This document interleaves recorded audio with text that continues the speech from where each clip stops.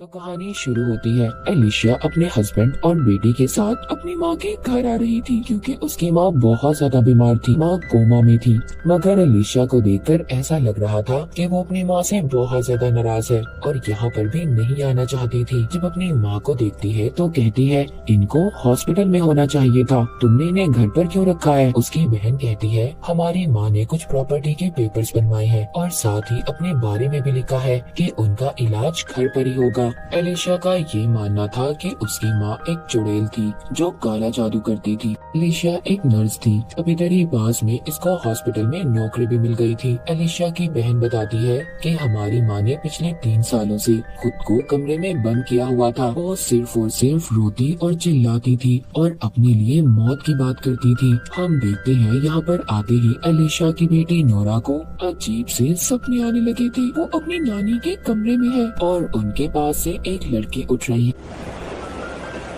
तभी नोरा की आँख खुल जाती है। जब सुबह को नोरा उठती है तो उसको घर में एक डॉग नजर आता है। वो उसका पीछा करती हुई एक कमरे में आ गई थी जिधर एक सिलाई मशीन और उधर ही उसको एक लॉकेट मिलता है जिस पर स्पाइडर बना हुआ था। ये उसको अपने पास रख लेती है। तभी वहाँ पर नोरा के पीछे वही लड़की खड़ी थी जिसको इसने अपने सपने में देखा था, मगर वो उसको नहीं देख पाती। और जब ये मुड़ती है तो सिलाई मशीन खुद ब खुद चलने लगी थी।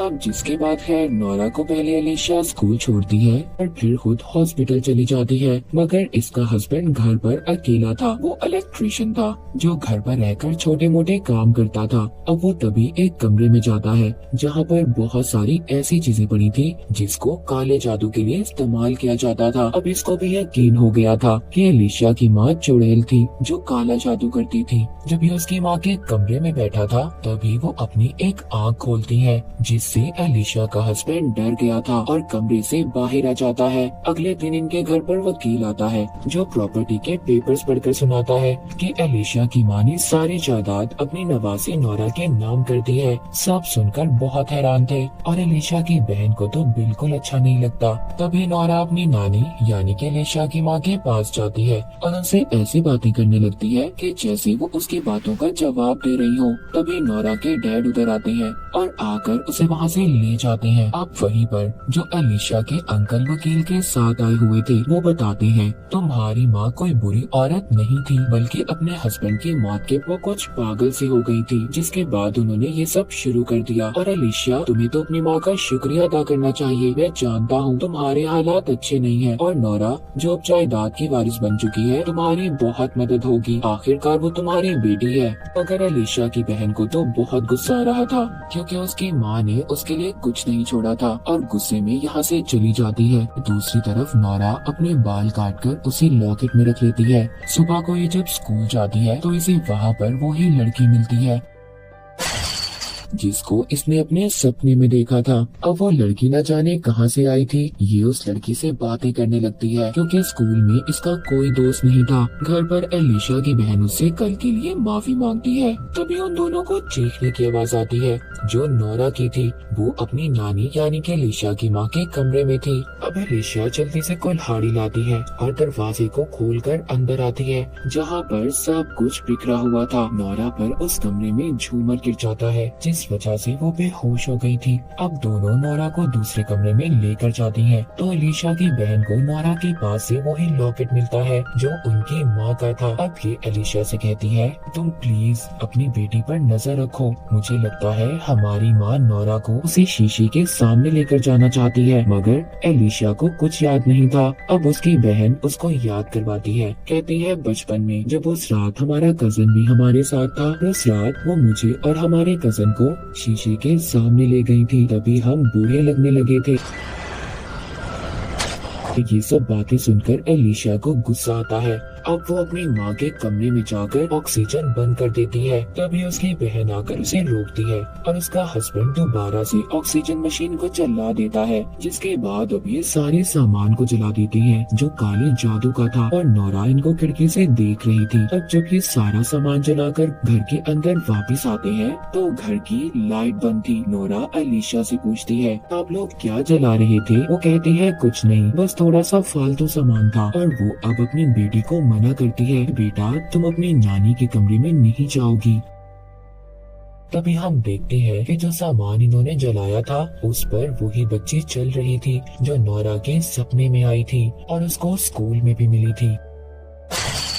अब ये बच्ची एलिशा की माँ की आवाज में बात कर रही थी क्योंकि एलिशा की माँ ने बच्ची के जिस्म को अपने काबू में कर लिया था। अगले दिन एलिशा के हस्बैंड को काम के सिलसिले में फोन आता है। अब वो एलिशा को बताता है कि जब मैं ये काम खत्म कर लूंगा हम ये शहर छोड़कर चले जाएंगे। उधर जब एलिशा की बहन अपने स्टोर पर काम कर रही थी तभी उसको अपनी माँ का पुराना ख्याल आता है कि कैसे बचपन में वो इसको तकलीफ देती थी और उन्होंने अपना जादू करते हुए इसके मुंह में हाथ डालकर एक दांत भी तोड़ दिया था। तभी प्रेजेंट यानी मौजूदा वक्त में हम नोरा को देखते हैं जो उस बच्ची के साथ बैठी थी जो उसके सपनों में आती थी। ये दोनों अब दोस्तें बन जाती हैं। तभी वो बच्ची नोरा को वही लॉकेट देती है जो एलिशा की बहन ने उससे ले लिया था। मतलब उस बच्ची के अंदर एलिशा की माँ की रूह आत्मा थी। तभी उधर घर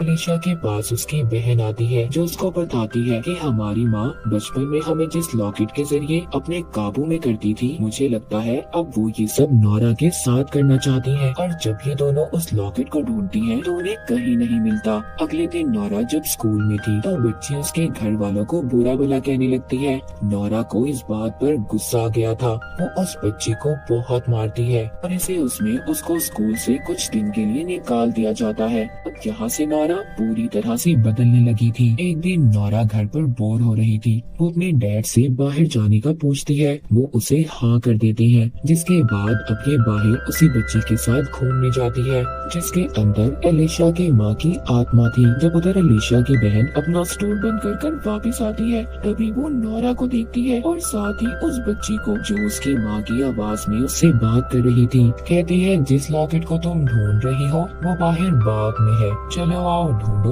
वो तो बचपन ही से अपनी माँ से बहुत डरती थी इसीलिए उनकी बात मान लेती है। अब जब ये बहुत बड़ा गड्ढा खोद लेती है तो नोरा उसे लॉकेट दिखाकर पूछती है क्या आप इसे ढूंढ रही हैं? अब एलिशा की बहन को बहुत गुस्सा आता है। वो जैसे ही उस बच्ची पर हमला करती है तभी नोरा खोदने वाला बेलचा उठाकर उसे मार देती है। लेकिन अब वो बच्ची एलिशा की माँ के रूप में बदल जाती है और अपनी बेटी को मार देती है और उसको उसी गड्ढे में दफना देती है। उधर एलिशा और उसका हस्बैंड नोरा के लिए परेशान थे। वो उसको ढूंढ रहे थे क्योंकि वो अभी तक घर नहीं गई थी। अब जब नोरा घर आ गई थी तभी वो एलिशा की माँ के कमरे में जाती है। उसके साथ दूसरी बच्ची भी थी जो एलिशा की माँ से कह रही थी नोरा अब सब करने के लिए तैयार है, मतलब उसको सिर्फ अपनी नानी की आंखों में देखना होगा। इधर नोरा थोड़ी सी डरी हुई थी क्योंकि उसने एलिशा की बहन को मार दिया था। इधर जैसे ही एलिशा की माँ अपनी आंखें खोलती है उधर बहुत ही खौफनाक किस्म का डीमन आ जाता है और अब कोई काले रंग की चीज नोरा के चेहरे से चिपकती है और उसके मुंह के अंदर चली जाती है जिसके बाद नोरा अब पूरी तरह से बदल चुकी थी। अब एलिशा अपनी बहन को ढूंढना शुरू कर देती है। वो कहीं पर भी नहीं मिल रही थी। ये अब जब उसके घर जाती है तो वहाँ पर ये देखती है एक डॉग उधर घूम रहा था जिधर एलिशा की माँ ने इसकी बहन यानी कि अपनी बेटी को दफनाया था। तो नोरा उधर जाकर उस डॉग को टांग मारकर भगाती है। ये सब करते हुए एलिशा ने उसे देख लिया था। नोरा उसके साथ में बहुत ही अजीब तरह से पेश आ रही थी मगर उसे तब भी कुछ पता नहीं चलता। अब ये अपने हस्बैंड के साथ जाकर पुलिस में अपनी बहन के गुम होने की रिपोर्ट लिखवा देती है। तभी नोरा एलिशा की बहन के घर जाकर उस डॉग को मार देती है। उसकी कब्र के गिर्द घूम रहा था। इसके बाद वो अपनी नानी के कमरे में आकर अलमारी खोलती है। खोलने के बाद उसको एक बॉक्स मिलता है जिसमें 3 लॉकेट थे। एक में दांत, दूसरे में नाखून और तीसरे में कटी हुई उंगली थी। नोरा वहाँ पर ऑक्सीजन को बंद कर देती है और कहती है अब मुझे ये जिस्म नहीं चाहिए। मतलब नोरा के अंदर एलिशा की माँ की आत्मा थी जिसने अपने जिस्म को छोड़कर नोरा को पूरी तरह अपने काबू में कर लिया था। वो जब चाहे आ सकती थी और जब चाहे जा सकती थी। उसे ये भी धमकी देती है कि अगर उसने इस बारे में किसी को बताया अच्छा नहीं होगा। अब रात को खाना खाते हुए एलिशा का हस्बैंड उससे पूछता है कि तुम्हारे डैड कैसे मरे थे। वो बताती है मेरे डैड हर वक्त बाहर रहते थे। एक दिन जब वो घर वापस आई तो मैं और मेरी बहन अपने डैड के साथ खेलना चाहती थी मगर मैं सीढ़ियों के नीचे छुप गई और जब वो मुझे ढूंढने आए तो सीढ़ियों से नीचे गिरकर उनकी मौत हो गई।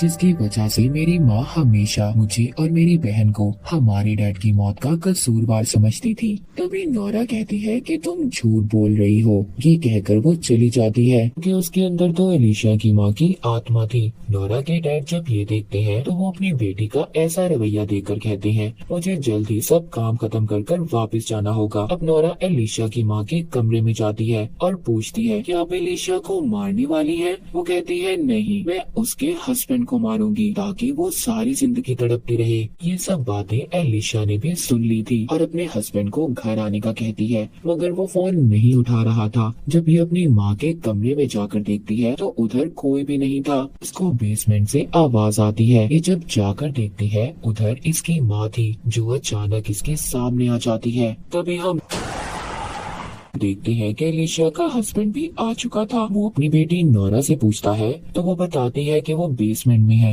यहाँ पर हमें पता चलता है कि एलिशा के डैड की मौत किस तरह हुई थी। वो दरअसल जब एलिशा को ढूंढ रहे थे तब उनके पाँव को एलिशा ने पकड़ लिया था और वो फिसल जाते हैं। रास्ते में हिरन का सर पड़ा था, उसका सींग जो उनकी गर्दन के आर पार हो गया था और उनकी मौत हो जाती है। इसी वजह से इसकी माँ इससे नफरत करती थी। वो समझती थी कि एलिशा की वजह से उनके हस्बैंड की मौत हुई है। अब दोबारा से कहानी प्रेजेंट में आती है जहाँ पर एलिशा अपनी बेटी को देखती है जिसको ऑक्सीजन लगी हुई थी। तभी उसकी माँ बेड के नीचे से आकर उसका गला पकड़ लेती है। फिर उसका हस्बैंड आकर उसे बचाता है। अब क्योंकि एलिशा की माँ बहुत ताकतवर थी इसीलिए वो उसके हस्बैंड का हाथ चीर देती है, मगर वो फिर भी उस पर चाकू से हमला कर रहा था। वो उसको मार कर नीचे गिरा देती है। उसी वक्त नोरा आकर पीछे से उस पर हमला कर देती है। क्योंकि ये पूरी तरह से एलिशा की माँ के काबू में थी। ये अपने डैड को काट लेती है। उसको समझ नहीं आ रही थी कि पीछे से किसने उसे पकड़कर उस पर हमला किया है। तभी वो नोरा को नीचे गिरा देता है। जब वो ये देखता है कि ये तो उसकी बेटी थी, वो परेशान हो गया था। अब यहाँ पर एलिशा जानती थी अगर उसकी माँ जिंदा रहेगी तो नोरा भी जिंदा रहेगी। वो अपनी माँ को सांस देती है, तभी नोरा भी जिंदा हो जाती है। जिसके बाद कहानी में हम एलिशा की माँ को हॉस्पिटल में देखते हैं। उनके पास नोरा आती है, कहती है आपको ये दुनिया छोड़कर जाना होगा। वो ऑक्सीजन को बंद करके वहाँ से जाने लगती है। उसके पीछे उसके नाना भी थे। जैसे ही वो पीछे मुड़ती है उसके नाना एक अजीब से डीमन में बदल जाते हैं और एलिशा की माँ भी नोरा का गला दबाने लगती है।